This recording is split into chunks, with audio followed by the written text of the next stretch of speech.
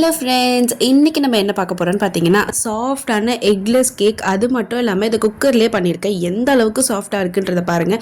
இதோடைய full recipe இப்போ உங்களுக்கு நான் கிளியராக கொடுக்குறேன். அது மட்டும் இல்லாமல் டிஸ்கிரிப்ஷன்லேயே கொடுக்குறேன், நீங்கள் கண்டிப்பாக போய் பாருங்கள். இது பார்த்தீங்கன்னா நான் திக்கான கர்ட் நான் ஒரு 1/2 கப் எடுத்துக்கிட்டேன். ஸோ இந்த கப்போடைய அளவு பார்த்தீங்கன்னா 125 ml. மேக்ஸிமம் நீங்கள் வேணும்னா மெஷர்மெண்ட் படியும் எடுத்துக்கோங்க, அப்படி இல்லைன்னா கப் அளவும் எடுத்துக்கோங்க. லைக் ஒரு கப்புக்கு 1/2 கப் அந்த மாதிரி. இப்போ அதே கப்பில் நான் வந்து ஐசிங் சுகரை ஆட் பண்ணிக்கிட்டேன். So 125 ml icing sugar add பண்ணிக்கிட்டேன். ஒரு 1/2 டேபிள் ஸ்பூன் அளவுக்கு பேக்கிங் பவுடர் ஆட் பண்ணிட்டேன். இது கூடவே ஒரு பிஞ்ச் அளவுக்கு பேக்கிங் சோடா ஆட் பண்ணிக்கணும். ஸோ சோடா ஆட் பண்ணுறோம் பார்த்தீங்களா, இந்த பேக்கிங் சோடா வந்து பர்ஃபெக்டாக ஆட் பண்ணணும். ரொம்ப கம்மியாகவும் ஆட் பண்ணக்கூடாது, ரொம்ப அதிகமாகவும் ஆட் பண்ணக்கூடாது. ஸோ இது வந்து கேக்கோடைய தன்மையே மாற்றிடும். அதனால இதை மட்டும் கொஞ்சம் ப்ராப்பராக ஆட் பண்ணிக்கோங்க. அதே மாதிரி இந்த பேக்கிங் சோடா வந்து பர்ஃபெக்டாக இருக்கணும், லைக் எக்ஸ்பைரி ஆகிலாம் இருக்கக்கூடாது. இந்த மாதிரி நம்ம மிக்ஸ் பண்ணும்போது பபிள்ஸாக ஃபார்ம் ஆகணும். அந்த மாதிரி ஆச்சுன்னா பர்ஃபெக்டாக இருக்குன்னு அர்த்தம். அடுத்து பார்த்தீங்கன்னா நான் எந்த கப்பில் கர்ட் அண்ட் ஐசிங் சுகர் எடுத்தனோ அதே கப்பில் தான் ரீஃபைண்ட் ஆயிலும் எடுத்திருக்கேன். ஸோ பார்த்தீங்கன்னா 125 ml, அது வந்து 1/2 கப். இதை நல்லா மிக்ஸ் பண்ணி விட்டுக்கோங்க.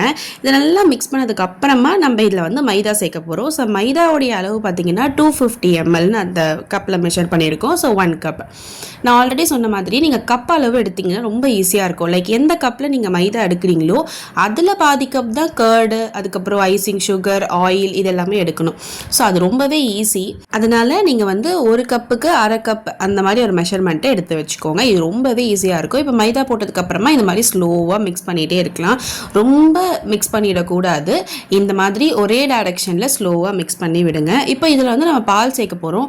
நான் பார்த்தீங்கன்னா ஒரு 100 ml எனக்கு தேவைப்பட்டுச்சு. பால் வந்து நமக்கு தேவைப்படுற அளவுக்கு விட்டால் போதும். தேவைப்படுற அளவு அப்படின்னு பார்த்தீங்கன்னா இது வந்து ரொம்ப தண்ணியாகவும் இருக்கக்கூடாது, ரொம்ப திக்காகவும் இருக்கக்கூடாது. இந்த கன்சிஸ்டன்சியில் தான் இருக்கணும். ஸோ இது வர அளவுக்கு நீங்கள் வந்து அந்த மில்க் ஆட் பண்ணி மிக்ஸ் பண்ணிக்கோங்க.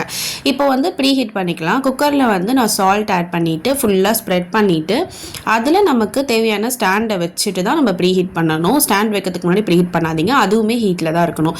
இப்போ மூடியில் பார்த்தீங்கன்னா கேஸ்கேட் அண்ட் விசில் போடக்கூடாது. இதை வந்து மூடிட்டு ஒரு 10 மினிட்ஸ்க்கு ப்ரீ ஹீட் பண்ணி வச்சுக்கலாம். இப்போ பார்த்தீங்கன்னா நான் இந்த பாத்திரத்தில் ஃபுல்லாக பட்டர் அப்ளை பண்ணிவிட்டு கொஞ்சமாக மைதா டஸ்ட் பண்ணிட்டேன். ஸோ அப்போ தான் அந்த கேக் வந்து ஒட்டிக்காமல் இருக்கும், தீஞ்சு போகாமையும் இருக்கும். ஸோ இது நல்லா ஹெல்ப் பண்ணும். உங்ககிட்ட பேக்கிங் ட்ரே இருந்தால் அதை யூஸ் பண்ணிக்கோங்க, அண்ட் பட்டர் ஷீட் கூட யூஸ் பண்ணிக்கலாம்.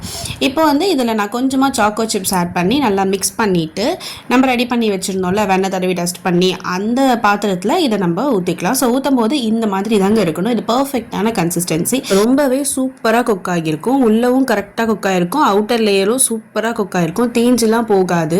இது ரொம்ப பர்ஃபெக்டாக குக் ஆகும். ஆனால் நான் சொன்ன மெஷர்மெண்ட்லேயும் அண்ட் அதே மாதிரி இந்த ஹீட் பண்ணுறோம்ல அந்த மெத்தடையும் ப்ராப்பராக பண்ணணும். அப்படி இல்லைன்னா கண்டிப்பாக இது வந்து ஒழுங்காக வேகாமல் போகலாம். அப்படி இல்லைன்னா ரொம்ப ஹீட் அதிகமாகி தீஞ்சு போகிறதுக்கும் சான்ஸ் இருக்குது. இந்த மாதிரி மேலே சாக்கோ சிப்ஸ் அப்படி இல்லைன்னா வந்து ஏதாவது நட்ஸ் போட்டுக்கலாம்.